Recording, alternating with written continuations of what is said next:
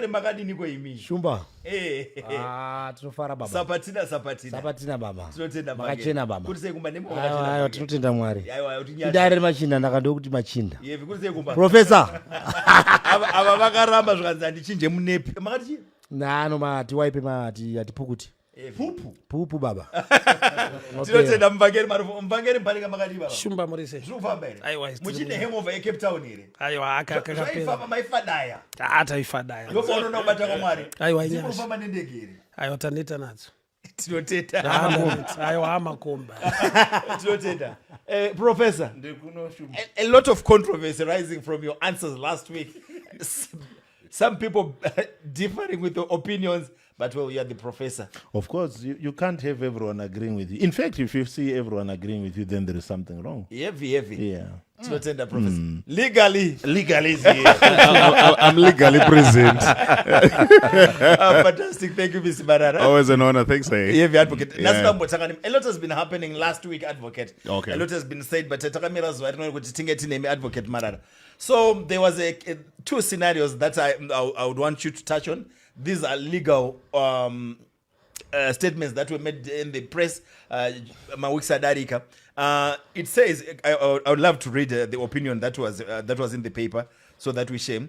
In the past week, several issues arose in the media where the case of a company executive was jailed 15 years of rape. What does the court look at when coming up with sentences?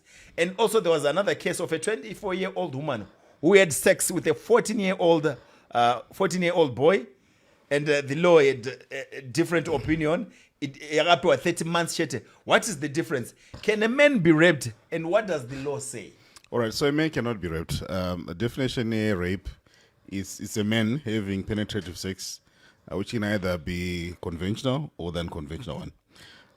So I said I changed your definition to include a woman raping. So that's why you find majority of the times in any common in the assault, the indecent assault, aggravated indecent assault. Yeah, but I think it's something that needs to be revisited with time, because levels of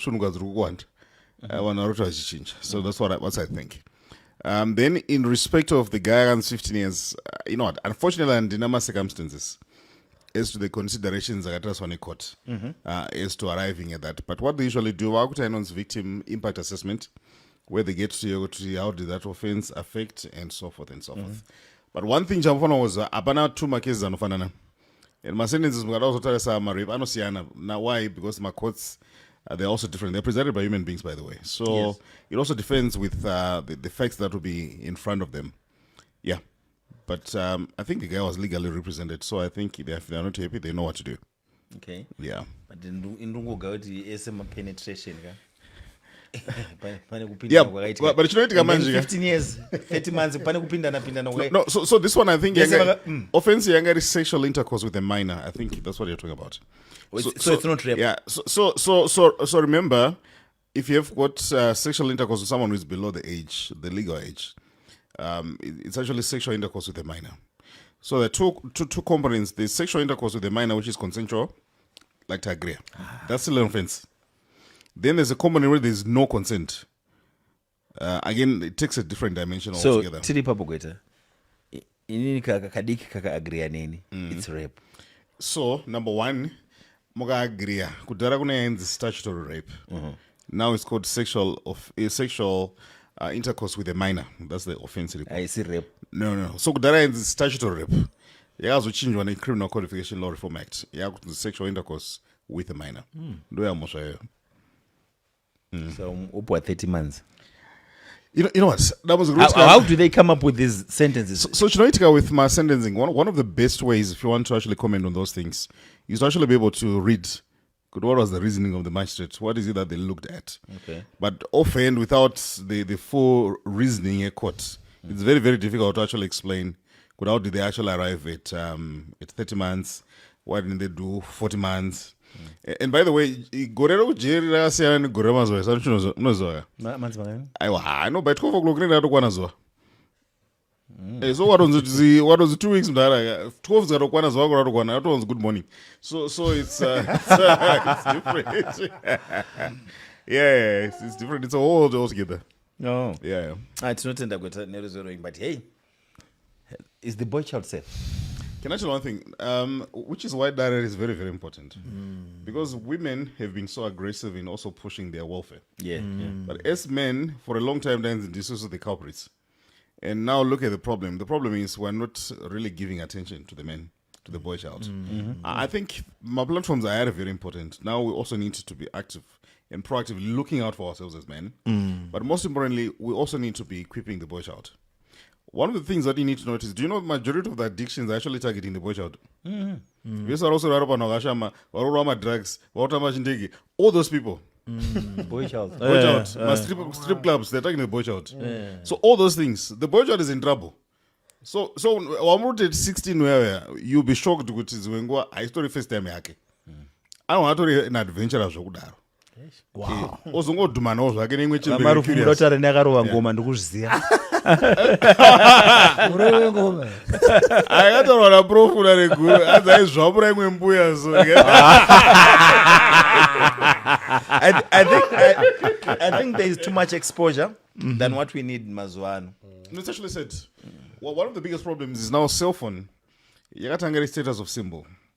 But right now, do you know a lot of things that's happening on phone? Which case I say, the amount of nudity and explicit content is on my phone.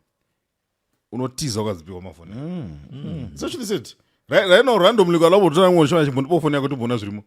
I want to tease a phone here. Wow. Pana pakafitanga nefoni inopisa ndiyana. Dzimabvangiri dzakachira. Todzokera. Hameno maprofesa newakafu. Tinotenda togamuchirai, tinotenda advocate Marara. Mbunzo wedu wekutanga ndotanga nemi boys dzesmoko. Apa tatinzwa legal advice legally. Tinotenda. Because nyacho yange ichitrenda masvondo adarika mumapepa na wakasiyana. Tinotenda naizvozvo advocate Marara. Makadive Dare, question is how do one handle heartbreak and betrayal?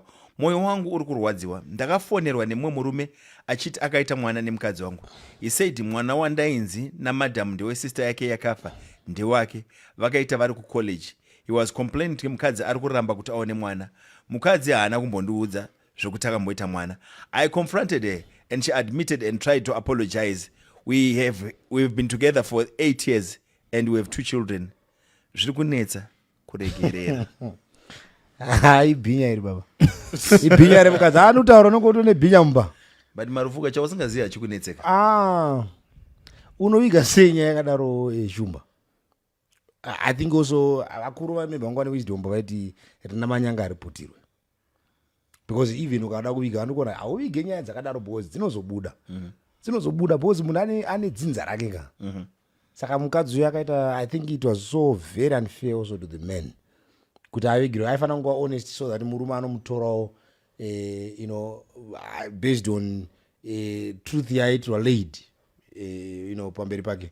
But now look now vana 2 ukanyora kudara hati kuti buda kuti buda kabosi mhosva ndeyako kauna kuita sei hauna ku akavadziwa akaudzwa zvikadzi mwana. Saka takutotaura nevakomana tichiziva kuti munhu akazvara akaita sei. Munhu akambozvara wototaka kuti munokwanisa kuudza munhu kuti akazvara unoona chidefana kutodaro ka. Because I think also vakadzi vanogona kunge also vane wisdom iyoyo. Mamarufu. Vakadzi vechikuru vani. Mamarufu. Dati mbondiudza mukadzi akazvara munomuona nei. Musina kuona mwana wake. Inini. Amazama anotaura baba. Bozi rakayamwiwa. Okay. Rakayamwiwa harisi remhandara baba. Raimwe nemwana ere mazano wakuru ari. Ayo ndako. Madzokera. Okay. Vacho kana wangu yakwaseka doko chakwa. Pedzeva Marufu. Maybe we want to learn as men. Ndona sei kuti apa pakafika. Ndikufunga kuti vakadzi vane wisdom yavaitona even vechikuru vaya. Vakatarisa munhu so vanozviona kuti uyu akazvarawo. Uyu asati. So it's important also kuti even one munhu wainayo oda kuroora nditi muintroduce so kune vechikuru ukama wainawo. Kana unga usina ukama wechikuru kuchurch probably. But ausiona kuti mwana anga akavigwa nemhuri yese ro. Aitonzi ndewasisi. Ndizvo ndiri kutaura kamabhinya kavanawo. zvigure bhozi iwo munovigira sei munhu nyaya So yakadaro unomubatsira sei iwo munhu? no ndozvandiri kutaura kuti iwo what you need to understand this man is atone vana nemukadzi uyu handiti basa raifanira kunge akaita haana kuita handiti saka anga asiri waridi nazvo wakapinda bhosi maunopinda kaunotonzwa kuti mandiri munomu Mbange. akati kutaura ka Ask gynecologist munhu wama.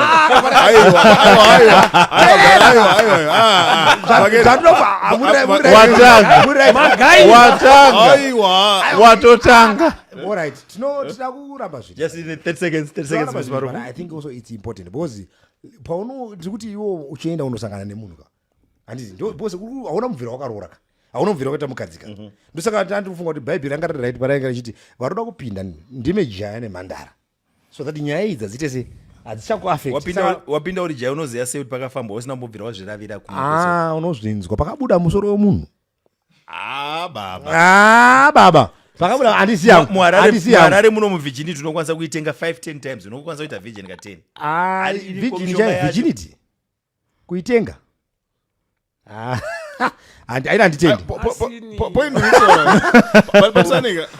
point ndari kutaura ndeyekuti munhu this is his first time.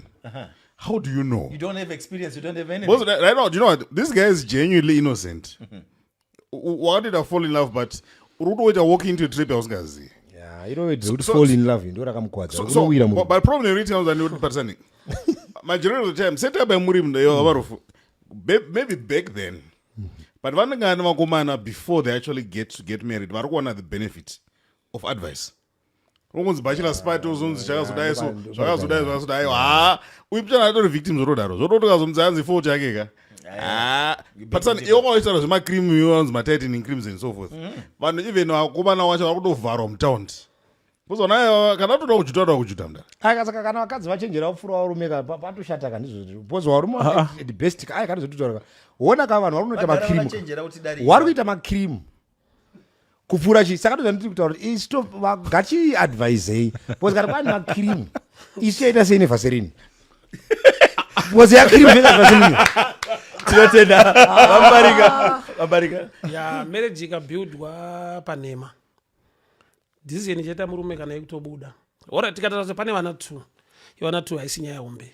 Nyaya hombe ndeyekuti chiri kumurwadza mukadzi akaviga mwana right kana akabuilda marriage yake nenhema ende anga asina tarisiro kuti dzinozobuda because aiziva kuti dzikabuda iye achabuda ndozvaaitotya aitoziva kuti zvikangobuda ndogona chiburiswa muchinhu so kana wabuilda panhema ava tsano vane right yame ndo problem yandinayo kana chatobuildwa panhema kuti wakawanzirwa mwana kuda kuti kudiwa chaiko haudiwa munhu aida kuroorwa kuti anoda iwewe because munhu anokuda truth pacenter ada kuroorwa ane dzaanoviga orooreka saka ndo dhenja yekuroora munhu ada kuroorwa kwete anokuda saka munhu haakude aida kuroorwa saka the boys in your court maybe ungomudza kuti wangu ndiri wiki baba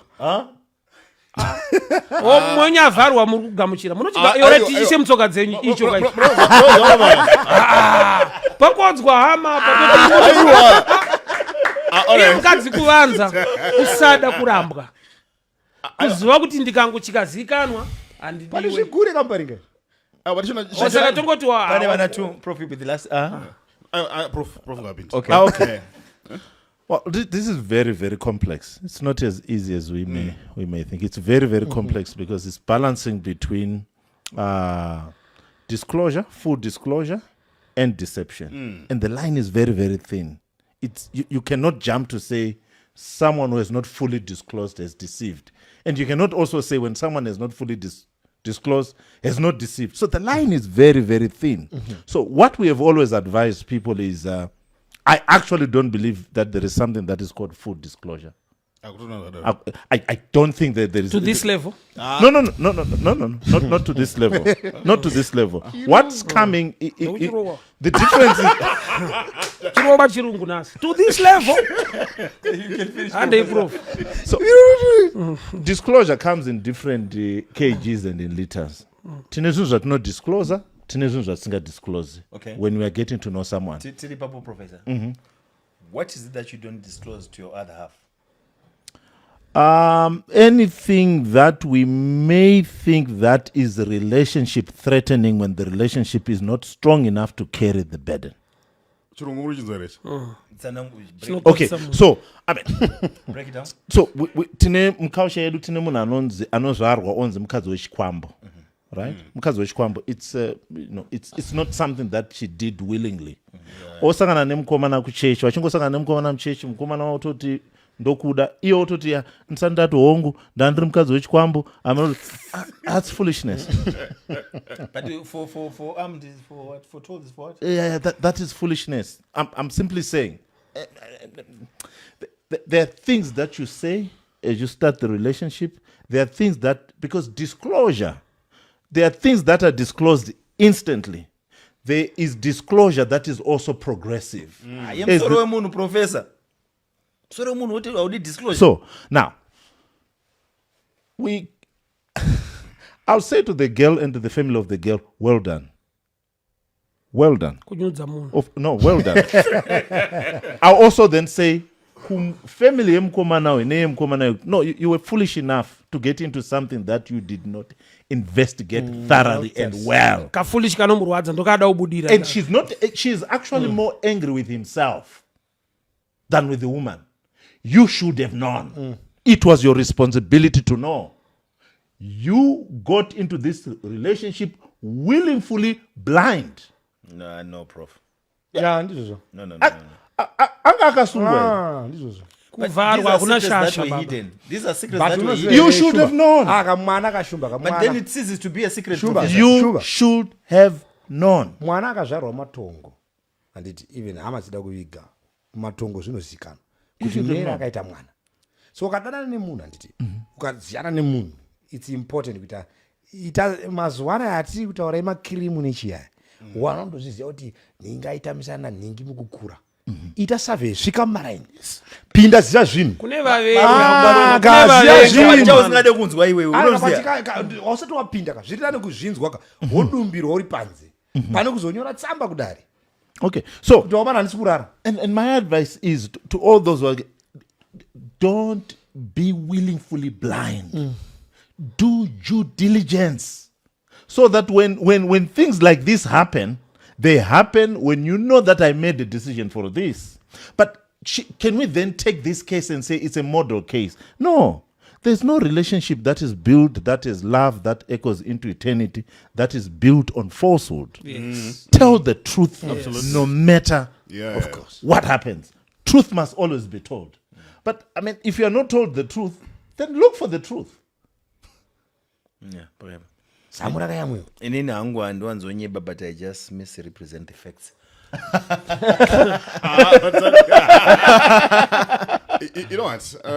This guy, I think, Angasuza. Now the question is, what does he want to do? One of the things that I've learned, majority of the times when people say in Dubai 3, they already have an idea. It's what they want. But I wonder what they're seeking is validation. I don't know. But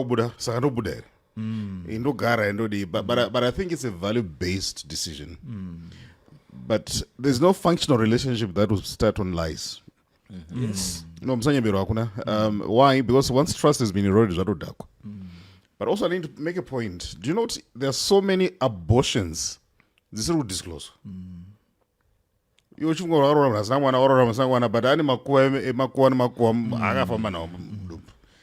I think that's one of the things you find why we're having so many abortions in town. So I really think ultimately it goes back to him. What does he want? Is the issue sufficiently affecting him to the extent that he cannot continue with the marriage? In any event, legally, I couldn't force out a marriage. Because as long as we can't be prescriptive, but you know what situation, what it's doing to you.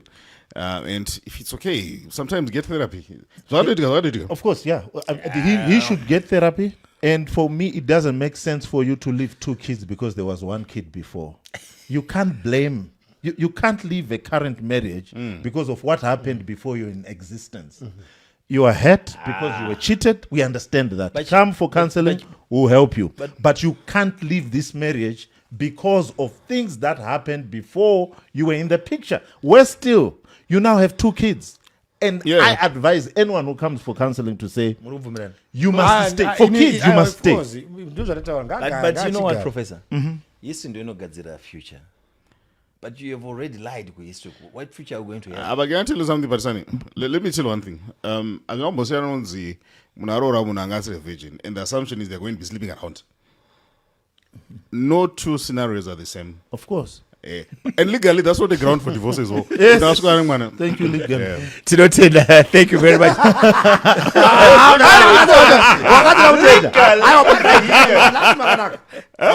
Thank you, Tinotenda. Siyabonga. So mbunzo wedu wachipiri uri kuya kwamuri vamuparinga uyu I look forward to your answer vamuparinga mbunzo. Okay. Makadive Dare, ndinokumbira rubatsiro panyaya iyi. Ndine musikana wangu anoti virgin and haadi kuti tiite sex in our relationship. But pakudanana kwedu anotomboni-invita kumba kwavo kuzoita masleepover for the whole weekend when she's alone. And zvimwe zvacho zvese tinoita kunze kwesex chete. Tava ne6 months tiri tese takambopotsa tarambana because of nyaya iyoyo cause inini bonde ndiri kurida hangu. She is insisting on me waiting for marriage. Ini ndiri kunzwa kuda. Ko ndikazowana asiri virgin yacho ndamirira pesa apa ndinoita sei? Iye ari kuchema kuti ndikazowana asiri virgin. Obvious unomusiyana naye. Boss akutocha ka but padhiri rakashanda. Yeah. No, but anotochwa munhu ari kuita volunteer kuenda wanozora kuna chiri kubuda. But you know what? Pane maridzo yandainzwa yodzi kuna no inonzwika ukataura no ndiri kumba kwangu it's okay. Iwe ukazoti no wapinda mumba mangu wakagara pambedha pangu ndisi obva wati no. No yako inonetsa uye. Haisi jeno wadi kuita no uri kumba kwenyu. Wadi kuita no uri pafoni penyu kuti no. Ndaibata but wapinda mumba mangu. Wakagara pambedha pangu wonditi no. Legally. No ecology inonetsa. Yemkombi. Kwete pabhadharo. But the Prof, your turn. How do you see it? For me, virginity is a physical purity that represents mental purity. Yeah, and this needs to be balanced. That when one is pure down there, it must also then suggest that you are pure up here. And what I'm finding here from this story is that you have one who is claiming to be pure up here, but mentally there's no purity. Sexual purity that is mental. Yeah. So even though asina ku pasina zvakaitika kupasuku sorom I think mental vigility is atofamba. Right? Mileage, baba. Yeah, afamba, right? Now, and it's also similar to issue atava kunotaura kuti. It's not just about disclosing hidden things. It's also waiting for the right time to disclose. And musikana we kana asiri virgin zveshuwa akazomirira kuti mukomana aone kuti haasi mhandara vachata hakuna kwavari kuenda. The right timing. She must look for the right timing to say inina and this. But what you then find is I don't understand why also the girl is doing these things. Yeah, it's torture beyond. Iye mukomana wacho ngaaregedzoka kuenda kumba. Hapana chichabuda. Ngaasazvinetse nekuenda kumba ikoko because magedhe acho haasi kuvhurika. Legally, legally, hapana issue irikitika, but virginity is not a ground for divorce, by the way. Yeah, it's not. So ukatongorora uchinzi ndakapromiswa apatorana cause of action. You can't even say fraud. So in what I think, vanotorane red flag. 6 months. What's your game plan? More than 6 months. What's your game plan? Do you want to get married? If you want to get married, get married. If you want a medical confirmation of virginity, there are so many ways of doing it. Just go and do a virginity test. Very simple. Or maybe the girl likes the guy, that she doesn't want to lose him.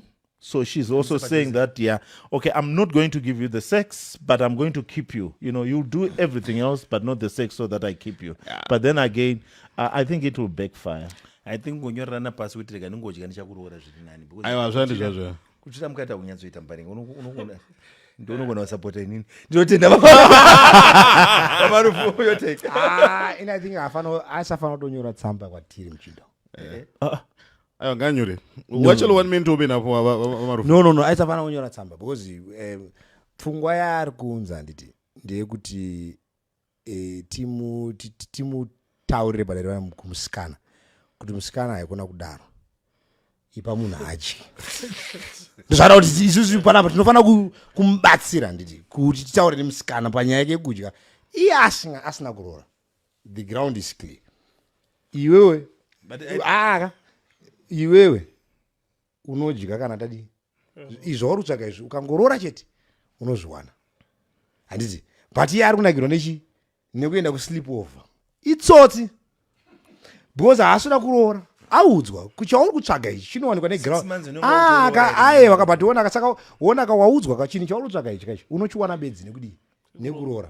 The condition has been given, but uri kunakirwa nekuita usiku zvotwana uchichidhipa oil hausina kudrive uchiti zvanzi unodrive ka unodhipa oil kana wabvisa zviri kudiwa then you have the comfort of getting what you want. So muno mudari ari kutinyora tsamba kuti dai zvinoita here kuti munhu anoramba achingodai ko ngaangondipa kandingodya ngaangondipa rooraka shumba rooraka udyeka hapana achakubvunza hauchangositiri pebedzi kwamuri kutaura hauchaende kuloji mumba mako ndomauri udyira saka ari kunyora tsamba kuti tichite sei tiudze musikana kuti amupe izvozvo ndozvinofanira zvichiitika vamarofu ini ndomanangomira zvaudzwa nauri muzvilife yatiri kurarama mazuva fast life but ini ndiri kuramba zvemafast life inozvanditi ini handa kuda kuzorepresent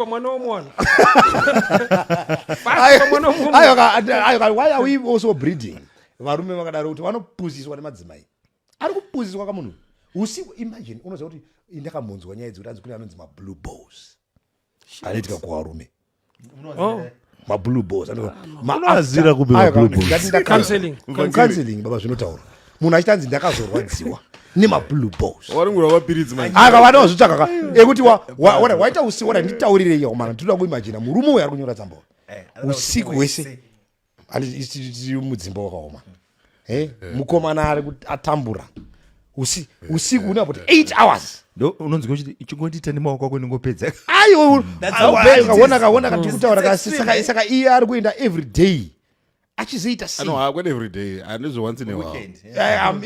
iyo mazuva but iwe shamari ungatanzi wamboenda nhasi kwawakapotsa unongochitanzi ndikachidzokera futi I think this time ndoita ndinochirwa nezuro ndakapotsa madiki ndachipi pamwe ari kumboswededza zvigunwe zvake ikoko achidi it's disgusting kana kuimagine zvaanenge vari kuitei ataura kati ndechipika romance ndapotsa ndawina nevarisiti rakadai so tiwarira apa yandiuraya ndapotsa ndawina unofa nawo mabhora aiwa mukomana uyu ari kunyora tsamba panapa kuti tisapote zvinhu zvagarore kana aroora anopiwa zvinhu zvaari kutsvaga kana azoima kuzotinyora kuti kuya kwandakazoenda kuya komana ndakaona kusina tozotangira ipapo totenda ndotsikiro rwenyu mbunzo uri kwamuri professor. Are you ready professor?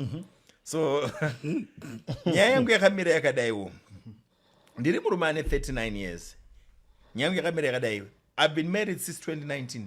Mukadzi wangu ndakamuwana ari mhandara chaiyo, saka ndakaita musikanzwa ndikamitisa musikana aindishandira kubasa kwangu. Nyaya iyi ndaisada kuti mukadzi wangu aizive, saka takanyeba kuti nhumbu ndiye shamwari yangu. Kubva makore ese aya mukadzi wangu hapana chaiziya. Pana akazoita makuhwa akaudza madhamu vangu kuti ndo zviripo. Paakazondikonfranta ndakabvuma ndikakumbira regero, asi mukadzi wangu haasi kuda kundiregerera nekuti anenge achiti ndikatarisa ndinenge ndichiona zvawaiita nemusikana iyeye nekuti vakamboshanda vese aitomuziva. Ndoitawo sei vedare kuti mukadzi wangu agamuchire nyaya iyi andiregerere? That's terrible, man. That is terrible in that number one, you didn't tell the truth. You wanted to deceive. You didn't confess. She found out. Now, that's a mess. Okay? In that, how is she ever going to trust you? And if you look at all the issues that makes us fight, issues that wives are not happy with their husbands, issues that husbands are not happy with their wives, are issues when truth was not laid on the table. And then one had to find out. It does not have black and white, choices. Again, it has to go now to the wronged. Arimkads. And again, back to the family therapy, to then say, how are we going to then establish the future of the family, considering that there is now another person who's there? Apa papasitondina nyaya yekungoti chete pane mwana, pana mai vemwana futi. How are they going to be interacting? How do you then move forward? Okay? And then I also say to the wife, it's sad that this is what has happened to you. You are not the first person to I mean, you are not the first person. Nakutanga kwauri. Zvaitika kuna vanhu vakawanda. It's really up to you, but do not be foolish enough to throw away your marriage because of a mistake that has brought a child into the home. You call that a mistake, Prof? Of course. It's Of a course. mistake? Oh, yeah, it's a mistake. Oh, it's not a minor mistake. It's a major mistake. But not all major mistakes are relationship threatening. There is a Kamistake marriage. surname baba. Mistake surname karimusha. Bakaipa. Yeah, because, look, I mean, if we want to tell the truth, when these things happen, the person who tend to carry the heavy part of the stick is the woman. This guy can say, okay, Waramba said, I don't know, come 18 or 19-year-old. Life moves on. But we are mwana. I mean, how are you going to set? Of course, it's So not. how are you helping the guy now, Prof? You have to pay penance. You have to pay penance. Not just that. In saying that, because ndiwo destroyer trust marriage. So now you have to carry The burden. the burden of the marriage. Ndiwo wakufanwa kushandira. Tinokuvara nevakadzi ava tikadaro. Prof. Panoda chimwe chibhanditi. Usatadza. Bajisha. Chibhanditi hachichaiti kana waita mwana. Wabvuma Muparinga chichaenda. Chibhanditi unotanga wataura kuti ndine mwana panza. Right. Ndopantangira chibhanditi. Kwete kuti ukutobatwa uri banditi, hausi banditi ukatobata. Mkazi ndiye banditi akubata. Tinotenda. How do you help Mr. Marara? All right. The question is actually, is the woman interested in working things out? Remember, if you flip this coin, it's pretty much a man in a similar situation. Well, I'm fighting on yeah, but it's not easy. That's the truth. And secondly, we can't force someone to say, I've forgiven you. It's a lot of work. If it means you can involve third parties, we can actually help. I think you need to do that. But most importantly, let me say this. Majority of the people, we want to divorce someone on the grounds that I would cheater so that he gets married to another cheater. When I want to do recycle my cheaters, so obey because not one. Next thing, what else I'm cheating also. So at times, one of the things that I need to encourage many people, it's not a good experience to go through, but don't be driven by emotions. Making decisions. The bottom line, and secondly, one has mistake, guys. I know one has mistake. The 6 may be a mistake, but I don't think there's nothing called 6 mistake. That was one of his way, but a mistake of his aim. But I lodged the mistake. Akuna zakadaro so far. Hakuna mistake, Prof. Akuna No, it's not illegal. No, akuna. So I really think you need to keep putting effort. Get help. Most importantly, yeah, that's the advice. But it's not easy, really. Yeah, but get help. Thank you. Yeah, I think vakadzi ndiji vakasiyana nesuvarume nekure kure.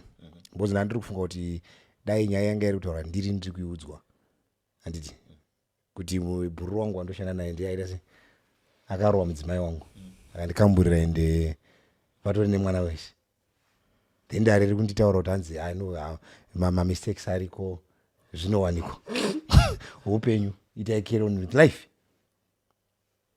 Nyaya yacho haitopere tichidhisika zvatiri kuita izvi. Kunyora tsamba iprivilege ka? Kunyora tsamba iprivilege. So ngaasiye mukadzi amurambe. Ngaasiye mukadzi. Ini ndiri kutopa advice yangu. Ngaasamumanikidza mukadzi kumuda. Anomuda but iye arikuti haachadi. So idecision yariwa nechi nemukadzi. Whether mukadzi achazonyorwa nemuchita advocate. Idecision yake mukadzi ari kudawo ka.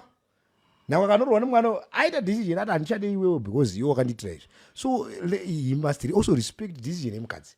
Ngaasiye mukadzi because iye haana ruramiro kuti dare rineri rimutauro kuti mukadzi iye anofanira kunzwisa iye anofanira kudai.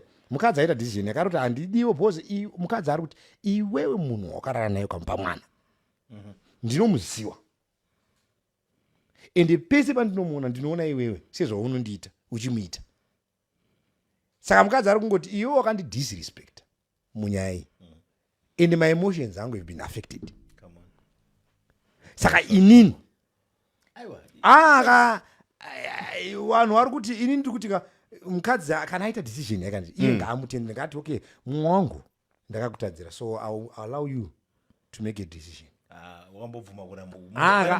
Kandi kuti iye and ayo kapationa akaramba kurambwa anoramba achinyora tsamba futi because uyu pakuzonyora tsamba anzwa nekuramba achirambwa kuzora kuti nyaya chaite kudari kuno uyu ndiri kumuti ngaasiye munhu aite decision. Saka zvaanomuudza anoti ini ndokuda but decision ita kana wafunga kuti hatifanira kugara tese idecision yako then iye ane ruramiro akaita mwe mukadzi ane mwana naye ngaaende ikoko kune wakapa mwana kana arambwa na uyu ane mwana nemunhu aiwa bati babaka let's be honest domana akaita mwana nemunhu uyu wakaita mwana naye anani izvozvi ko paanotsvarwi ndiani zvandira kuti muone kuti honai zvaita varume muchinichi tine varume handiti wanoenda unopa munhu mwana uyu omusiya ari ega oenda futi otanga kuita mwe muri panapa creating scandals with this then vanda kuti dare rinerika riuye panapa richisanitize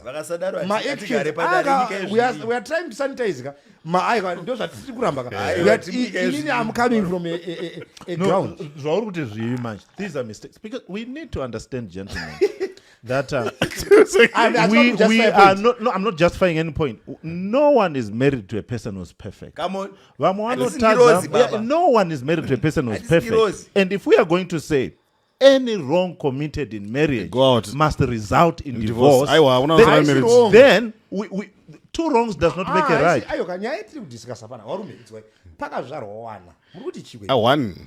Ndizvo mufesti mukadzi uyu kutanga mune mwana arimo mukadzi wechituu mune vana varimo ndikutare zviri kuitwa nemurume wanu ari kutinyorera tsamba kuno ende ari kuwiga nyaya iyi zvakasiyana kuti hanzi ndiri pabarika randinaro ndakatorifambira but mukadzi wangu ada kuramba zvinhu zvatakadiscasa wakaitisa munhu mwana uyu let me tell you something. No, it's a disaster. In fact, and the guy is a disaster. And this is cancer. No, it's human. It's not disaster. Anyone wants to get married. To anyone wants to get married, and it's not just cancer to anyone wants to get married.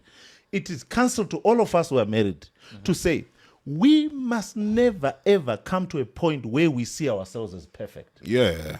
You must never ever look at a person that you are getting married to and see them as perfect. In fact, what you must do... No, listen. Yeah. I'm saying, you must look at yourself and say, I'm a very, very dangerous person. And I'm going to get married to someone who's very, very dangerous. But because we love each other, I'm going to try my best to be the best for you. No. But what dwells in us, there is no good that dwells in us. Professor, what you are doing, we are denying that marriage is the institution created by a holy God. God who is holy have given us this. But the participants are not holy. But listen, but there is also a provision where we are given Jesus, who can make us perfect. We are preaching perfection in Christ. In Jesus there is ability. I need to come in at this stage. But not everyone goes to church.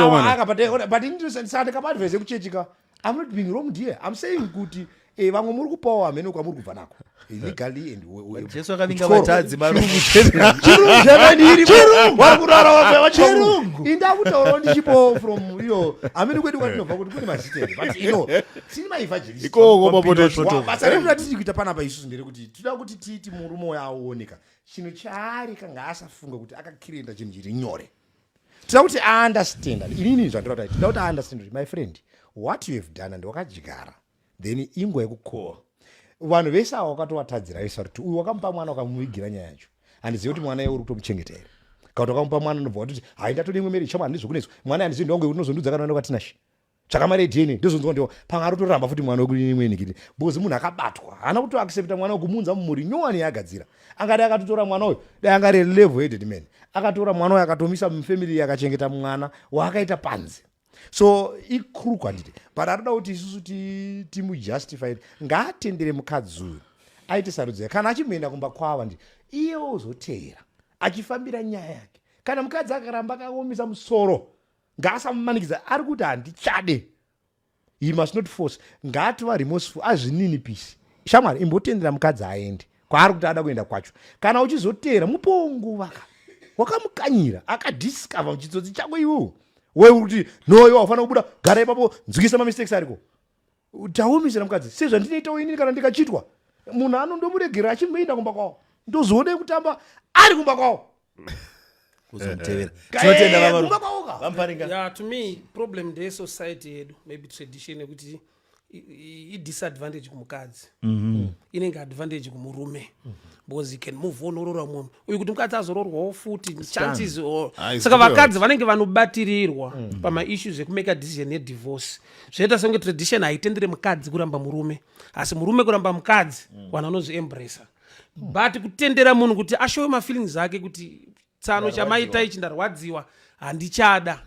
handi valigale vati hazvimanikidziri right uyo uda kugara nemunhu asiri kukuda chii chamune maakugadzira kuti hakude batiri pano kaproject because love ngaitangire pakuti ndokuda handichada kuti no problem ngatingogara shamwari ndakakutadzira iwo nzwisisa zvinowanika alright mamistake iwayaya ari mukadzi akaiita reasoning yedu yaichinja ari mukadzi aitaka mwana panza mukadzi afana kutodaro ndomaona ma tikutenga traditionally kana kuti panatural reasoning kuti munhu wese anorwadziwa wabhaizira munhu iright yake haidza kukuramba kukuregerera iright yake kana asingazvikwanisa achimove out zvezvo kuti ukazoenda panze unosangana nemwana uchiita ini to me new devil ari right because hausati wakumuziva uyu anokurwa wakatorowa 1-0 ukaenda kuna new devil kunorohwa first time ukagara na old devil akakudzoka first time unakuraya kamdara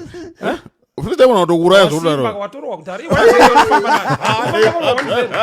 into me new devil ari better unaona saka devil akatendeuka old devil atokurova kudhara enda uyu atoni proof uyu hauna any evidence to me new devil is better than the old one advice yamurumba mutaite sei ngaamirire decision yemukadzi zvadiwa nemukadzi ndozvinoitika mumba imomo aufose munhu watadzira kuti chingwandiregerera ende ukatoti mistake ndopamunorambirana ipapo haisi mistake chii handigayi handisi kufunga chinhu chako aiwa but let's be honest mistake inoita senemu okay when you say kamunhu kane senemu wanzi kamistake so what is it chinhu chako okay what is that chinhu chako statement rekuti mistake ka ini ndine problem point I want to clarify your mind kuti misikanzwa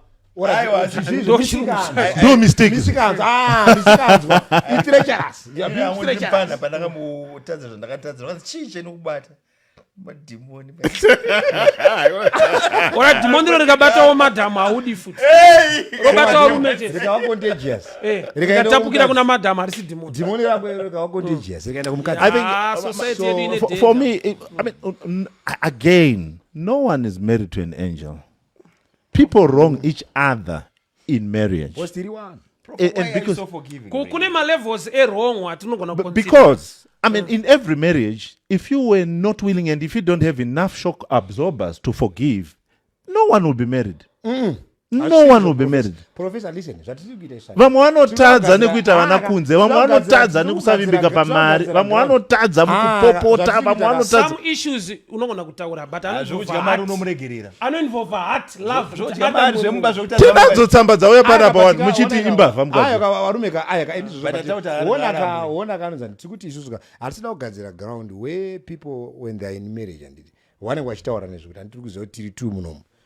Iwe uziva kuti inini handisi Gabriel ende ndiri kuziva kuti iwe hausingios saka whatever zvichaitika pakati pedu titu usanyanyonetseka akabatika because my human nature is not a precedent to say because I am weak therefore I'm going to wrong you. Professor ndaedzwa saka tiri kuti handisaka chinzi yakaedzwa saka ukona saka tagadzira ground tagadzira ground yekurasa. Guys, I think one of the things you read, gentlemen, it's not every time that people have sex who are in love.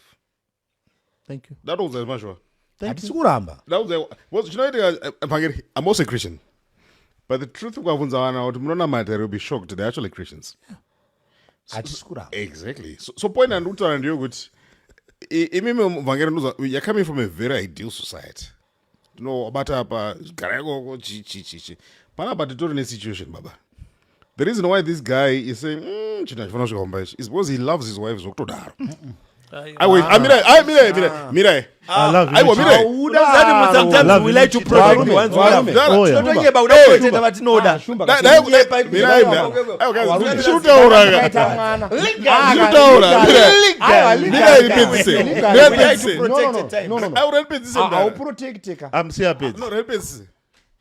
do you know good?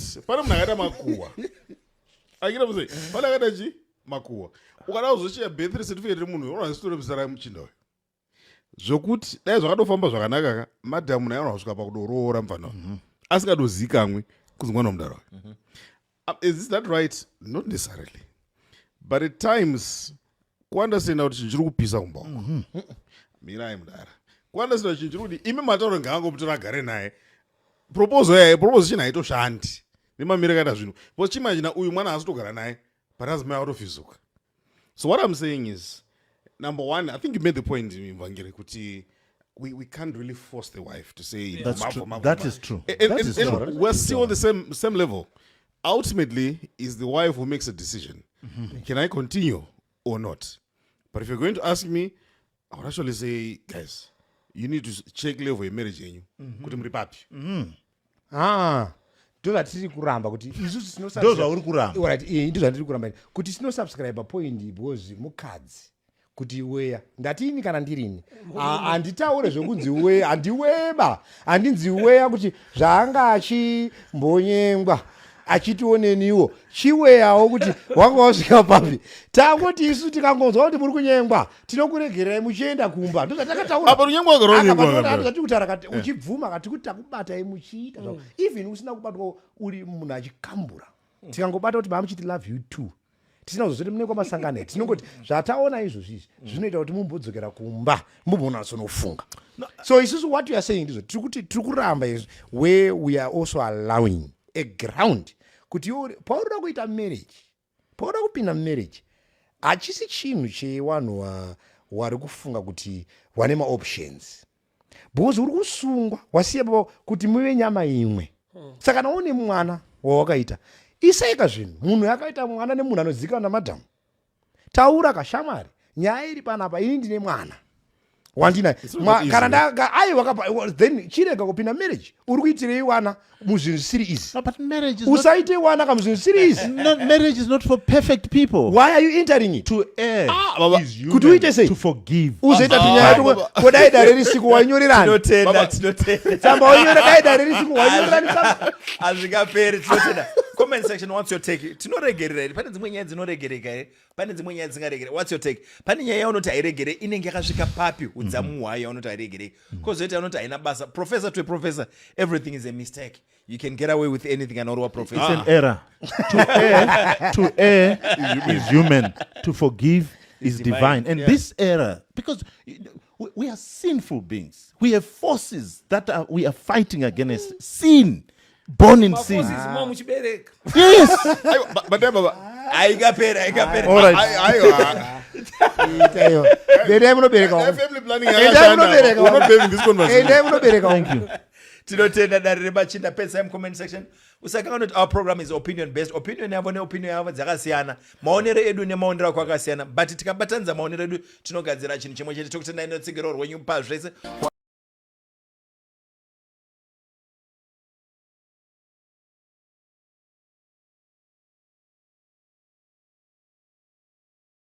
tinokutendai togamuchirai muchikamu chedu chechipiri Dare Remachinda ndimunese pazvese. Unomuregerera kusvika papi? Ndezvipi zvitema zvingaregererwe? Hanzi nevamwe mistake kutadza ndozvokutaura professor is hanzvadzi yangu ndaida kukupai dai kuti vanotadza. So understanding. Vamuparinga imistake yekuti ndinokwira kombi ndoenda kulodge ndosvika ausamudaro uyu unomuziva usamudaro tinotenda kunzo yoruka kwamuri vamarara. Yeah. Greetings to you, Vedare. Firstly, I would like to thank you for the great work that you are doing. Now, Vedare, I have a story that is bothering my mind. My biological brother recently married to a woman of 2 children, but the problem is I saw the former husband of that woman kumba kwe brother yangu. But ndakazama kumuudza nyaya idzi brother wangu haadi kuteerera. Kana mai vangu vanomboedza kumpa mashoko haadi kunzwa. Ungava mupfuwira here unodai o inyaya nokuti inova nyaya ndinetsa ndoitawo sei nemukoma akadai. I think ndambozvianza kudhara kuti watenga musha unegova mudhara varidzi vomushana wako vachida varidzi vegova navoda kumbomaintaina mawani zvine maconsequences mudhara. So each time when you're making a decision, you just need to be prepared for the consequences. This is the setup you're taking, and this is what's likely to happen. And now, ukana munhu autojaira kudaroka hapasina maboundary. Imba yako ringatova imwe lodging one. Anobatsirika nebrother yake. Mudhara, unobatsira munhu anobatsirwa mudhara. That's the truth. But you see now, the question is, the issue is not even coming from the guy. It's actually coming from a third party. It's a consent. No problem. So everything is actually okay. Kwari. No problem match. But otherwise, this is very toxic. I don't think it makes sense. Inini hama dzangu muona ndakuita zvandisinganzwisise, so chingonditora mungoti toenda kunofara muchiziva kwamuri kuendiendesa ndirutsisei ndinokumbirawo. Marufu. Ndichoma mistakes here ari kutaurwa. Ifodya mudhara, don't forge mudhara. Ibi akaita mistake. Akaita mistake yekutora munhu. You see, ndovatiri kutaura. Society, you know, actually we are doing Dare Remachinda in a broken society. Exactly. So, to restore principles that are right. Exactly. Unoita sekuti iwe handiti uda kuraramisa vanhu zvinhu zvisingararamike. Kana uda kuprescribe zvinhu zviri wrong. Society itori broken. But now you see, because isusu is also ministers of the gospel. Tinofanira kuti tisi tinogadzira, because Jesu anoti muri munyu wenyika. Asi kana munyu warungunduka, uchabatsirwa asi kuti urasirwe kunze, utsikwe nevanhu. Zvinhu zvese izvi, because marriage institution yaMwari inopiwa vanhu vaMwari. Kuti marriage haisi yevahedheni. Yes. Marriage haisitori chinhu chinopindwa nemuhedheni. Because muhedheni kana arimo anouraya maprinciples atinoda kuseta panapa. Saka isi tiri kupinda muchinhu chevahedheni. Handiri kuona pane murume ari kuuya pamba anonazoziva kuti munhani amukadzi omwe munhu anoipa pachiuya achitanzi achigara achida kutofadaya zvakanzi ndisireri mavheji muda kudya nei nhasi ava bhuru vachita ngatimboone bhora munofarira timu ipi. Hama dziri kuona dziri kure dziri kuti zviko zviri kuitika iwako vachitanzi mistakes here. No one said this is a mistake. No. Aiwa ndiri kuti handikuti aiwa ndinoda kuti muone kana handiti zviri kuitika pamusha apa. Musha uyu zvigure here zviri kutambwa apa. Unoona zvigure zvimwe zvipfupika nezvimwe zve zvakareba muno vanozviti zvizvo Makanyi. zvezvinenge zvakareba zvichitonge chichauri kuti chinhu chichaputsika chinomira here chinhu ichi. Nditaurewo kuti vari kukurukura nyaya dzei uyo ari kubvunza here ndinoda kufunga kuti saka ari seiko Jeni pandakasira muri kuita Jeni zvino Peter ari kunatsoita here zvatiri inyaya dzei dzavanodiscussa mumba umu.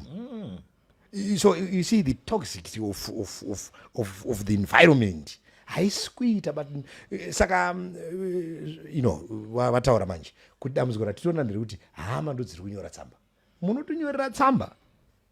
Saka muchaita se muchasvika pamba apa vari tumoti imbomirai timboplaya Dare Remachinda nyaya yenyu takaendesa kudai munzwe zviri kutaura ichita kutadza kana hama dzangu dzakutadza dare rinogona here ndobvunza wandinauka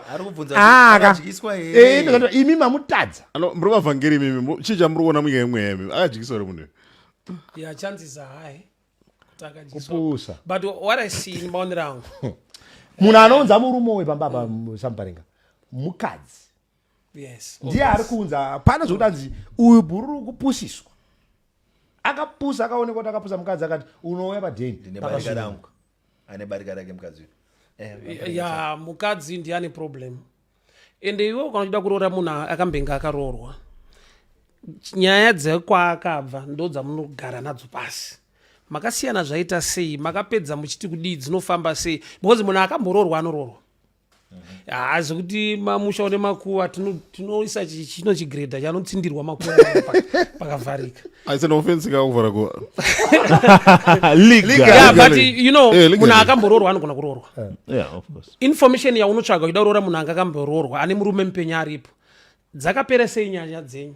Woisa mutemo yako iwewe semunhu ane munhu kana ukati tsano handidi kuvaona pano, tsano handidi kuti communicate nawo dzima nhamba dzawo mafoni chichi zviri kwauri watora munhu, but kuona mumwe wako achipa munhu waakambenge naye access kuya pamba, mupfuwira uri pachena itori overdose because afanira na out, but kuona kuti azorera pabase remahara baba. ende ukaona hama dziridzo dzaakunyora taakudzipa advice chitsvakai spiritual help tsano varutsi because kutaura naye kuti hazvichashandi because aifanira kutonyora ariye kuti vari kuona pachiya pamba bandakabata but akatyora muproblem yake akazorora chifambirai hama yenyu because kune maisha zandoti hama dzifambe iwe isa principle yo kana hama dzangu mukaona ndapuziswa ine handina chandozoona ndaamukatu ndibatsirei iwa munhu anobatsirika bozi mupfuwira tingarambe zvechirungu hapana ligari kama mupfuwira unopinda zviri ligari mupfuwira hapana germany pamupfuwira panokuwara munhu batsirai hama irutse truly munhu akadyiswa imwe blazi yangu ndakazombotaura blazi hamusi kuona kuti imimi vemazongosara mega munenge mapandukira dzese hamusi kuona kuti pane zvinogona zvakaitika nemukadzi wenyu agona ngakusotai nanzo mukadzi wachakufona bamudiki muda kupwanya imba yangu bamuripo ere pandakadyisa murume wako. Yeah, look, I think it's naivety of the highest order, if it's not stupidity, to think that a person's life ends because you have married them. Okay. This woman was married to this guy and then got married to the brother of this guy. This brother is being utterly naive to say the life of this woman with the past life that she lived before she got married to her brother must cease and end. It does not. There are two kids involved. We understand his concern. Iye kanaona zvemukoma kuti murume aimbova murume wamai guru asave achiona vana pamba kana zvichimunetsa iye ngaanoita imba yake oisa zvaanoda iye kumba kwake. Kana mukoma wasina kuuya kwari vachiti vana baba mundibatsirei ibvai pazvinhu zvevanhu. But the concern of the young brother is very good. He's concerned. Now, what's bothering him? I could not understand what's bothering him. Is he bothered that his brother married a woman with 2 kids? Is he bothered that he saw the ex-husband pamba pamukoma wake? What's bothering him? Let's say both of them bothers him. If you are bothered that your brother married a wife with 2 children before, I mean, live with that. It's a personal decision. It's the choice yakaitwa nemukoma wako. Itogara nayo. Akachuza mukadzi uyu handi iwewe, akachuza mukadzi uyu ndiani? Mukoma wako. Then number 2, if your concern is that ex-husband iri kuya pamba, then what you must address with your brother is for your brother to set boundaries. Exactly. Set boundaries to say, okay, I see Munevana too, I see Murumo Wacharipo. What are the boundaries that you have put? Why? Because also you want this situation to avoid the appearance of evil. Kuti kana baba waya uzoona wana munova mafunga kuti waya uzoona guwa rawo. Pamwe baba waya uzoona wana. Exactly my point. My point is he must encourage his brother to put boundaries. Zinobvisa appearance of what? Of evil. Okay. And giving opportunities. But varunyora tsamba tsamba discuss here. Wanyanyorwa tsamba varunyora tsamba ndikuyasima here kuti which goes back to my point. My point is the person who is actually complaining is not the person who is in the shoes. Thank you very much. So now nobody wants uya abatsiriki munhu. Baba ku Europe uku zvitoriko kuti ini ndinotoenda ne ex-husband yemurume wangu yemukadzi. Kuti anga akarora mukadzi wangu totoenda for skiing. It's normal. This thing is very very cultural. It's very very cultural. Kutotogara mutoita party kuti anga akarorwa nemurume uyu nemurume uyu nemurume uyu ori 4. Motogara muchitofara muchitofadaya muri patable. It's very, very normal. What needs to be No, said? it's foolishness. Normalize nonsense. What normalize nonsense? No, to think that our reality in Zimbabwe is universal reality is foolish. Principle, professor. Rise to all generations. Because the principle remains principle. Even vakagara vese. Feeling yekuti unongooneka jealous ngekuti but iyo auya kuti ndakuenda vakuchibhabhaisana uya kumukadzi wakachiti saka tobatana wachiakana vanhu vakamosiyana ka. No, the world is bigger than Zimbabwe. Yeah, but the Our world is culture is not the supreme culture in the world. I think we live with our culture. We are content. We are comfortable with our culture. We'd rather stick to it. I said here trust is No, but these things are very, what needs to be done? The universal principle that you find there, whether it's being done in Zimbabwe, whether it's being done in Germany or in England, there must be boundaries. There must be set boundaries. To then think that our reality here is universal reality, that is actually foolishness. Sawa kunyora tsamba ndiyaifana kubvunza mukoma kuti muri kushandisa culture ipi. Pamwe waGermany tinotenda. Pamwe iGermany. Tichivharisana legally vakakuchiumbasa.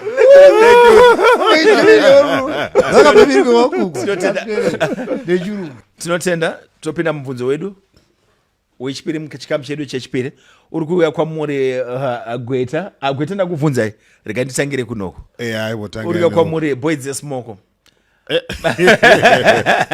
musakanganwe pamubvunzo wedu papa mutare tiri kuuya ikoko tine dare renharaunda tichatendera Zimbabwe yese sedare remachinda tichifamba nemadare enharaunda tichibvunza zvinonetsa togadzirisana sei sevanhurume varume tikabatana tinogadzira chinhu chimwe chete chakasimba zvinonetsa iwe zvinonetsa uyu tikazvisheya pamwe chete zvinogona kugadzirika because problem shared is problem half solved. Tinenge tiriko tirikugadzira kwa ikoko kuna nawasu timbotandara tese kunonzi kuita sekudekara timbodekara tese tichipanana mazano Zimbabwe yedu iende mberi nemazano anonzwa nemi vanhurume dare riri kuya ikoko dare remachinda kwamutare. So mubvunzo uyu uri kuya kuboyd's smoko ndava ne4 months ndatora mukadzi wandiri kugara naye asi kumashure kundaimbova nemukadzi akazoenda mukadzi wokuenda paakanzwa kuti ndava nemumwe mukadzi akadzoka akauya akaita mhirizhonga ndokubva aenda.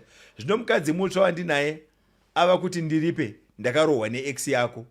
Zvino ndakazonzwa ambuya mai vemukadzi wandinaye vachiudza mwana wavo kuti ripo usaite zvokutamba chero akazofunga kumusiya unenge wava nezvinhu zvako. Pari zvino mukadzi ava kubika musi wanenge achida kana asingadi abike. Mubvunzo ndokuti pane zvinobuda here apa kana ndipfuurire imba yapachisina.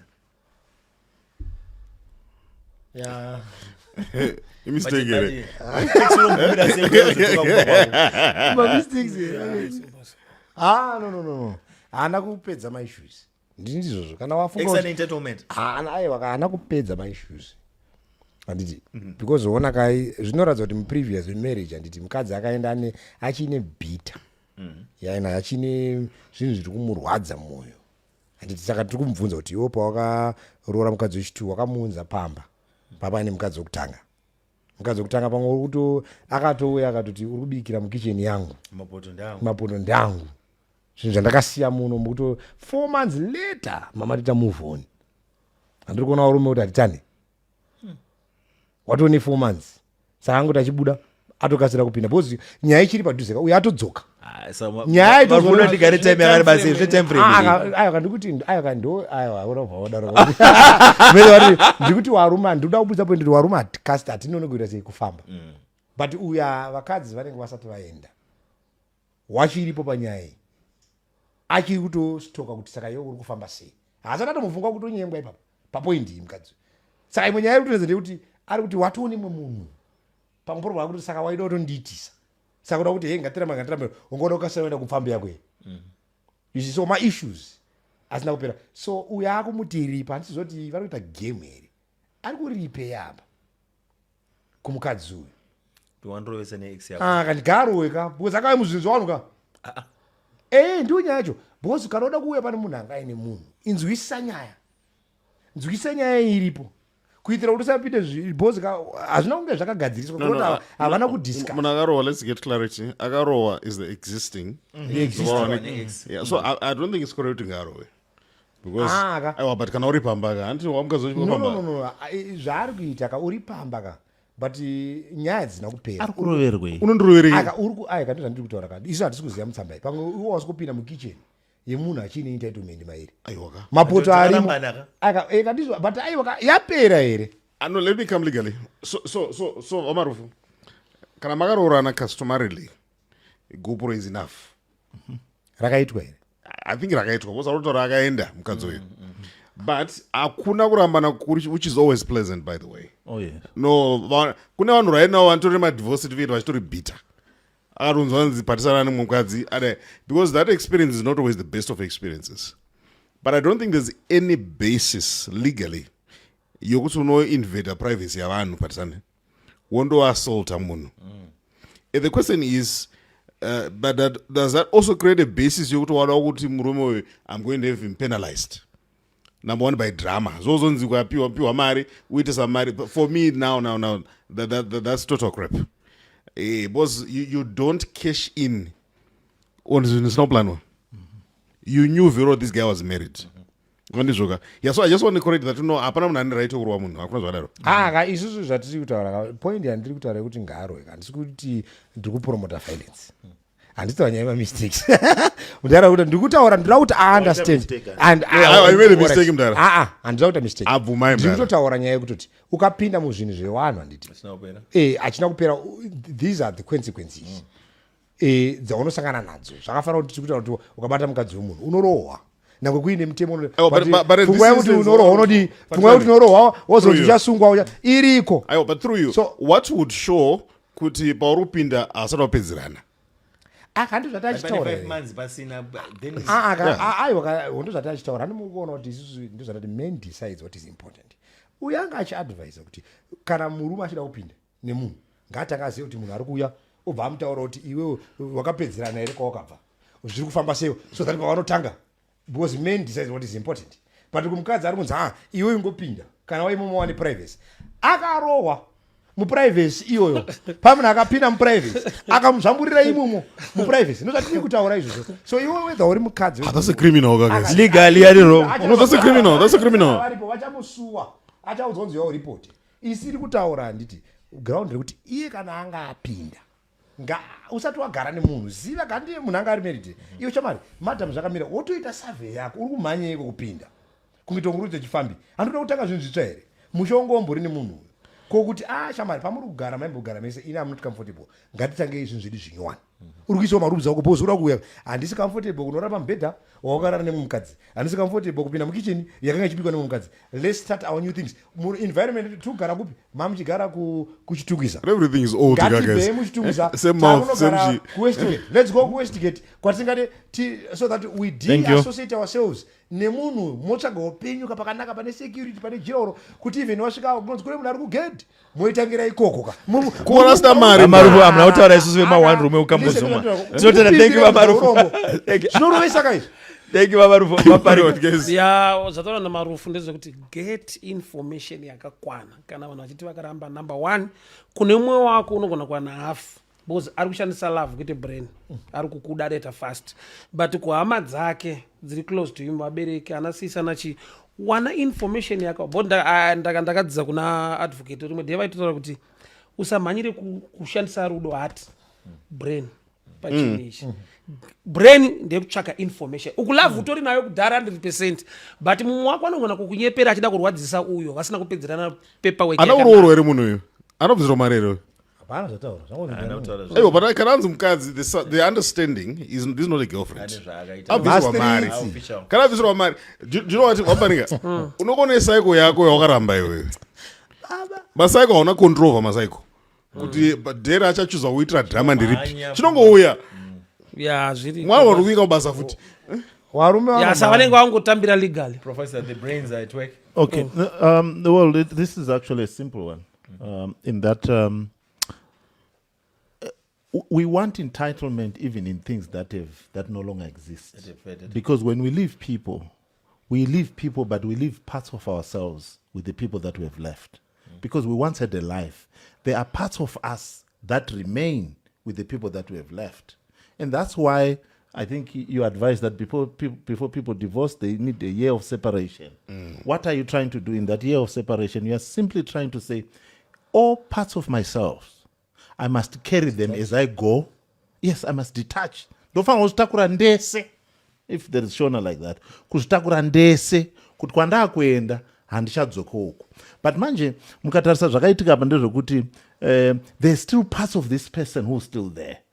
And when she hears that there is another woman there, she then says, no, you can't invade space that I've not completely rid of myself. So she goes back and then attacks. So that again is very wrong. And I think the advocate has highlighted this was very wrong. Now to this woman, Arukuti Ndakaroa, look, you can't be in a relationship, and for me, obviously, it means that there was something that was going on even when this guy was still married. Because there is no proper relationship that has strong foundation and a strong base, that has love that echoes into eternity, that can be built over 4 months, or 5 months, or even 8 months. Nah, you can't. To get to know someone, it's an issue of time. No, to know someone to get married is an issue of time. It takes a lifetime. But for you to make a lifetime decision in 4 months, that's foolishness. Now, so when someone comes now and love beats blinds, you up, Professor. Love is blind. I Marriage don't opens sure. the eyes. I don't sure. So when someone now comes and beats you up, it's the price of getting married in 4 months. Is it fair? No. Is it fair? It's not fair. Is it right? But it's not right. But you made a decision that is a price. Pay the price. Now, what must you then do? Uyo mrume uyu manje, ndiye mwane mistake uyu. Right? Because now there are 2 women who are fighting for you, and you're a disgrace when you're a man who's got 2 women who are fighting for you. And I believe in restitution. I believe in symbols that say, I am so sorry, not for what I've done, but because of what my past has done to my present. My past wife has wronged my present wife. I must say so. I'm not the one who has done this, but it's an extension of myself. It's the old chapter of myself that is hurting the new chapter of myself. I must say to her, I'm very, very sorry. But number 4, paita amwene varikupindira vachadvisa. Motive. Paita amwene varikupindira vachadvisa. She's very, very materialistic. Yeah. Even though she's emphasizing things that are right, she's very, very, very materialistic. And you must watch carefully for amwene, because zvakutaurwa necurrent mukadzi wako hazvisi kubva maari, kune maforces ari kumuforsa kuti ripwa, even though kuripwa kuri right, but where it's coming from, it's will toxic, cause, very toxic.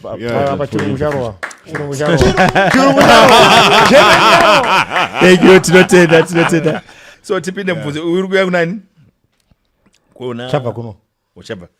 Choya said, we are prepared. That's small question. We are legally and Englishly represented. Okay, iri kuya kwa muri Prof. I have 2 questions. My ex-husband's brother has been asking me out for almost 2 years. I find this very deceitful. Ndanetseka kuti ndodi. I've said to him time and again, Azite, but he's still insisting. Was thinking of bringing it to the attention of his brother, but zimupfungwa dzirikuti might backfire in my face. Ndonzi ndindaida munhu or ndokuda kupesanisa my brothers. Wow. Brother ex-husband yake uraita karambana nemurume wake. But brother vaingoti mfana ari kudya sapatina. Vari kudawo. Yeah, this is not love, it's lust. Yeah. And this lust did not start Mabreka with the brother. It's something that started, and it's something that has been harbored for a very, very long time. I think Arudango to tap and go. Tap and go. Once he gets into your pants, he's going to leave. Don't entertain this nonsense. Actually, the temerity that this brother has to dare to come and propose love to you says either he is a dimwit, is a person of non-compos mentis, ana sense, because he just does not fully understand what he's doing. It will also break his relationship with his brother, because it will validate that akavira achida kubva kudhara. Secondly, you must also have self-pride. Why do you want to go back? And I'm not saying you want to go back. I hear what you're saying. But don't entertain in going back. Kumuria wakaramba. Ucha paradzanisa mukoma nemnin'inawa kwete kuti iwewe ndiwe wakoza, but you're a victim. But as a victim of this lustful proposal, you are going to be a catalyst in family fights. But most of all, have self-dignity and self-love. Don't allow this dimwit. Don't allow this dimwit to cheapen you as a woman even for you to give him airtime to dare to come and ask you out. This is nonsense of the highest order. Block him. I think it clear. Number 2. Yonze chinobowa njoti pamwe wakaita da chibuno chinofamba and then anotesta usatiudze zvokudzimba dzenyu yako anotesta. Okay, you want to help here? Hayi iye wacho anofana kunzwisa kuti ane dambudziko kuti mukadzi wacho ndinoda kutaurira kaishumba unongochiteerera nyaya nditi nounza sei nyaya yakadai kudare usati waisvitsa kumusha kwanu. Ndozvatiri kutotaura izvozvo. Hapana kupesanisa vanhu. Handiti hapana kupesanisa vanhu. Hapamborina kupesanisa vanhu. Marufu, there's a simplest way to solve this. Number 1, block the number. Just block the number. Block the number. Muri kutaura zvinhu zvakanaka. Handina kuramba masolutions amapa. Ini ndiri kutaura nemukadzi kuti understand handiti. And ukana wakusekera uchidai soka unoda kutaura pfocho zvako. Ameno varume ini ndiri kuti isu varume handiti tikatasa vakadzi tinotoona handiti kuti kana vanga vari ndimainini handiti ari kuti mukoma wemunhu ndimainini vakazvibata vadi unongora kuti mainini muright here vana vari sei zviri kufamba here kokuchichicha handiti uchitsvaka nzira dzekuti uone kana vari mainini vakazvibata vakaita sei vasingasekeri nonsense vasingadi hautosvitse nyaya yacho unongoti ndirongoita follow up ndiona kuti life yenyu mukufamba zvakanaka here ichi bhozi uri kuona kuti hapapindiki. Varume vanokanda zvinhu kana vachiona kuti pane pari kusekererwa pane pari kuentertainwa wakabva kuwanawo handiti wakuramba uchingoitwa asked out ende iwe uri kunyora tsamba yacho kudare waifanira kunge wakangobloka usanyore tsamba kudare uri kunyorereko tsamba kudare iwe mureason yako handiti kuona saka anyora tsamba kudare mukadzi uyu asina kutobloka munhu wacho.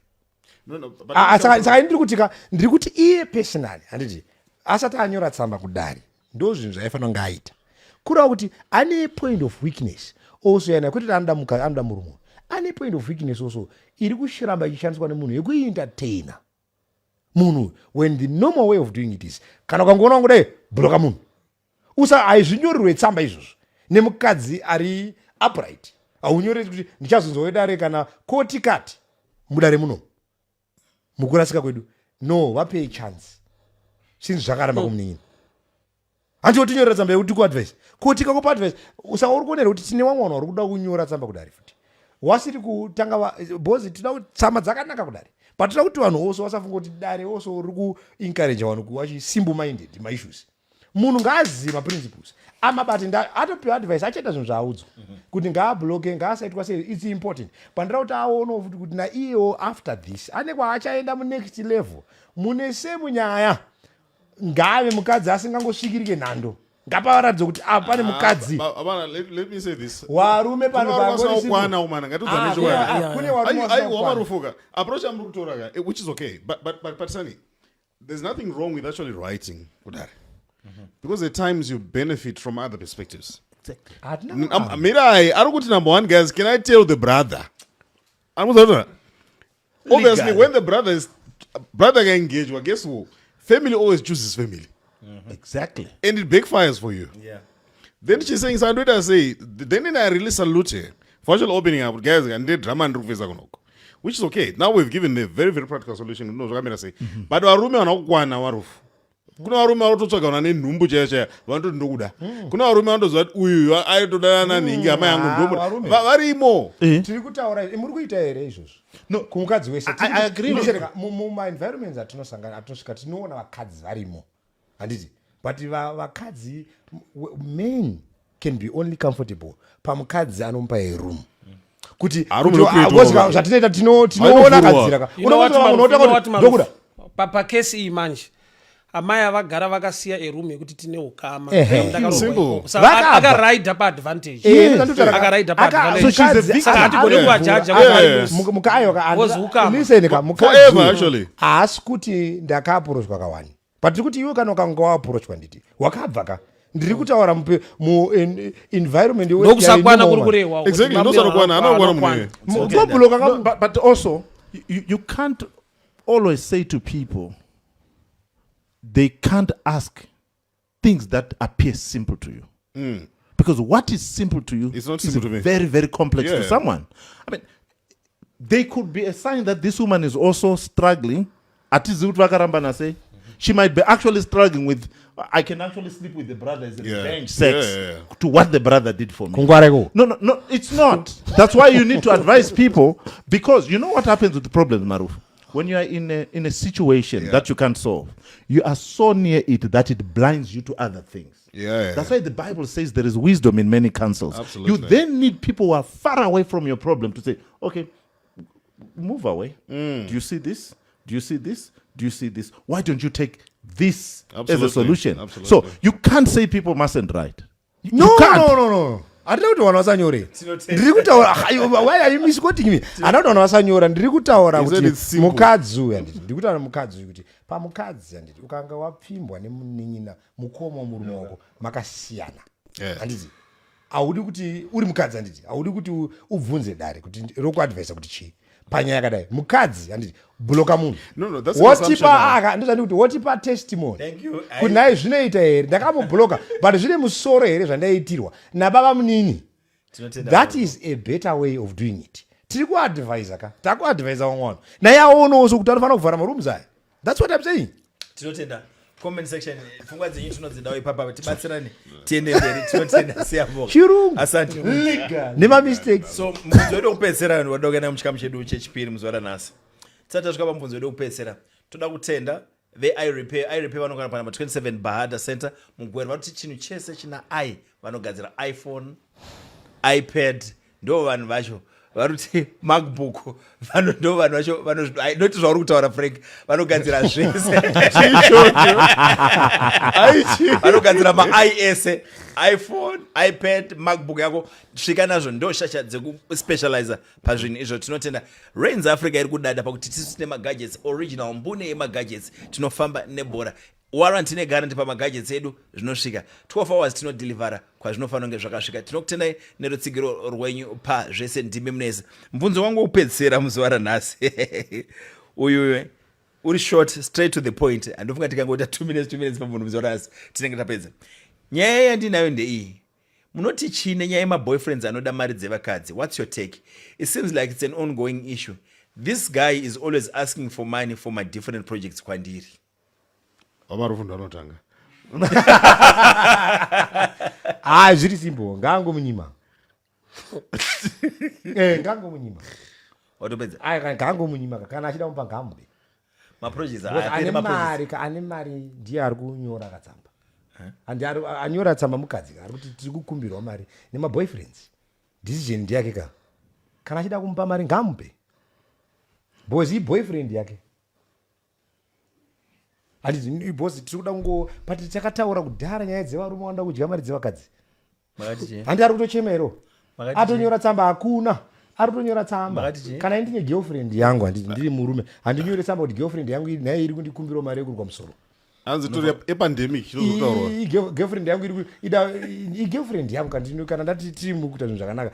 Madzimai nyaya idzi dzinovanetsa kuti unondikumbira sei mari uri murume. Saka iwe kana uchinge uri mukadzi ane mari ukakumbirwa nemurume mupe kana uchida kumupa. Kana usingade kumupa mutaurire kuti handikupe mari, tsvaga mari utouya naye pano ndipo bhozi uri mukadzi ka wai uno murume anokumbira mukadzi mari. So zviri kuvakadzi vane mari kuti vanoda here kupa but varume vazhinji vanoda kupiwa mari nevakadzi. Varume vakawanda ndoda kutaurira vanofarira zvokupiwa mari nevakadzi. Ndosaka varume vari kuti 50-50 kuti varume vamboti 50-50 varume vari kutaura kanyaya 50-50 ndiwo waitaura kuti 50-50 gore ripi profesa akati ma 50-50 harambidzwe so ma 50-50 inini vane balance yavakataura mistake yanga iri mistake mubalance It's mistake. Now we are abusing you. ndiri kuti inini ka hakuna wari kusimbisana ndiri kuti inini nyaya iyi handiti yekuti vakadzi ndo vakutsvaka mari infact unfortunately kupfuura kupfuura varume ukaona mabhotika ari kuvhurwa vakadzi vari kuita zvemabhero vakadzi vari kuita zvekuruka misoro vakadzi vari kuvhura masaluni chii mashops vari kutengesa magrosary vakadzi varume vakagara nje varume vakusura kubhora varume vakutamba kandege wachikuza chiimbwa dzichimhanya mutv vanga vaita kuti zanzani kwani marisiti akareba kudayo arwa kubhora ikoko handiti apo tsafa ako yachikumbira kuti mari mukadzi kana apiwa kuti adzokere kuti unotamba kamukadeki saka uri kuti chimaru saka zviri kumukadzi ane mari thank you kupa murume wemari Asimere ranzi boyfriend baba. ndizo iyo boyfriend yake iyo munhu akatova boyfriend haufanira kumupa mari uri kushandisa tsitsi kana kuti rudo handizwe pa2 apa kana uchishandisa rudo runochinja kana une tsitsi koiye kana asina tsitsi dzokuzokupawo kana ane yake zvakusinamira mushe hasati akuroora mabasis iwayo usapinze love pamunhu wausingazive kuti anokuda kusvika papi because pamwe arikuda mari yacho akatokunyengera mari iyo aiziva kuti unayo paakatoti I love you aida mari yako but ana kuti I love your mari Auita ma-withdraw ake. aiwa isi tine vanasikana ndikanzwa kuti wapa mukomana wako mari unovhira mahara boyfriend kupiwa mari anenge achiita nezviko mukomana iyi kuti azoti handichipepi changu chine mari Anenge ane zvaanoita kubhekera behind the scenes mudara. vakadzi vanokupa ukamunyengera mari but pane zvatinogona muupenyu tonositana pamba pemukadzi tonositana ipapo Arugara mudara. You know, actually, it's now a pandemic. After pandemic, drug abuse, there's now a pandemic of men who are now after maridziva kadzi. Yeah. And if there is an issue that makes men angry right now, is an issue that says msabata maridziva kadzi. Imari dzinouya dzine weight. It's not in rewa. So to the young lady who has written this letter, I would say, don't do that. Yep. You don't want to do that. The moment you start doing that, obviously, from what I heard, if I heard correctly, asata torora. Ndiosha nozorora wega. Because urkumjaidza kupa mari. But I also understand that there are also toxic femininities. There are women who actually enjoy giving men money so that they control the men. varikupi Now,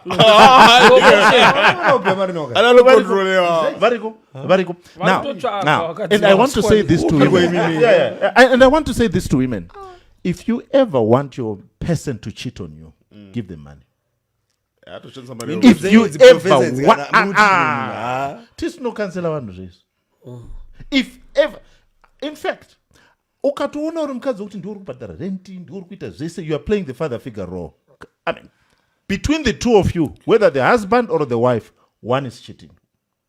The roles and the responsibilities that are God-given are responsibilities that sustain the home.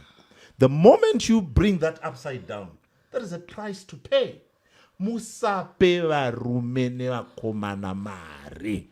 Muchachema mangwana. In fact, kana vachitoenda kuchihure, mari dzavari kushandisa kuchihure ikoko imari dzamavapa imini. Kana moto yako. Cease and desist, maloya mudaro. Yeah. Cease and desist from giving boyfriends and husbands money.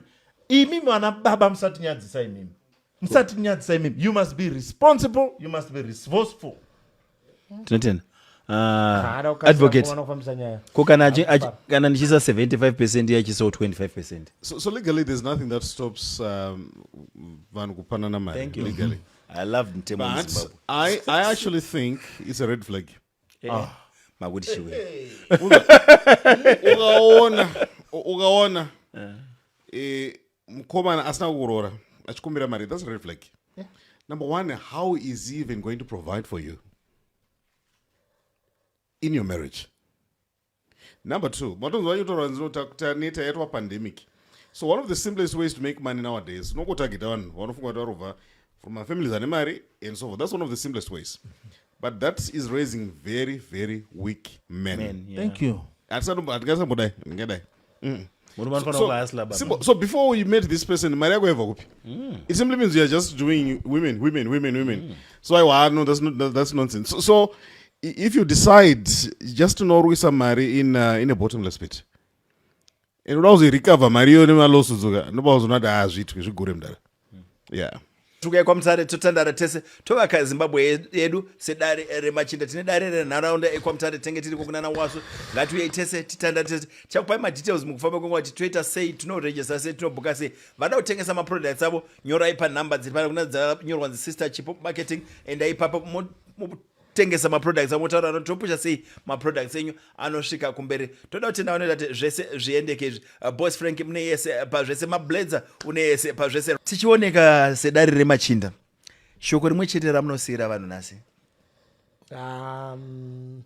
I think let's try to educate mudzimba ngamutoita basa kana une mwana mukomana une mwana musikana make sure mwana mukomana uri kumuraisa kuti ave baba mwana musikana uri kumuraisa kuti ave mai do not raise fambi mumba nemhombwe because zvese zvatiri kuita izvi vanhu inyaya yeupbringing yevanhu vanhu vese vari kutinyorera tsamba iupbringing yavo either they are coming from a broken family divorced families and havasi kutrustana havasi kudii so kumba ngakuti kana tine vanasikana ndofanira kutomeka sure kuti mwana wangu musikana handisi kumutraina kuti ave provider mangwana kuti ave baba mangwana kumba kwaanoenda because achandinetsa futi adzingwa ikoko ngatigadzirei vanakomana vanotana baba vanasikana ndavana mai.